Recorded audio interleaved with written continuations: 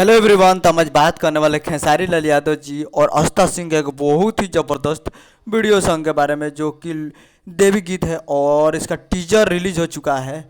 जिस सॉन्ग का full teaser आज सुबह सुबह ही रिलीज किया गया है।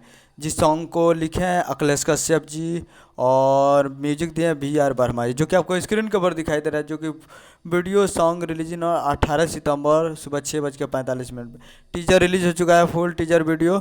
और 18 तारीख को सुबह 6:45 पे फुल वीडियो सॉन्ग रिलीज किया जाएगा, जिसे गाए हैं खेसारी लाल यादव जी और शिल्पी राज जी, और लिखे हैं अखिलेश कश्यप जी और मनु साहो जी, और संगीत दिए हैं बी आर वर्मा जी। तो आप लोग जाकर इसे देख सकते हैं।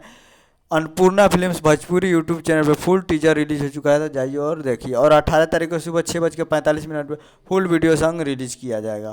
तो उम्मीद कर रहा हूँ वीडियो अच्छा लगा होगा। चैनल को सब्सक्राइब करके बेल आइकन प्रेस कर दीजिए और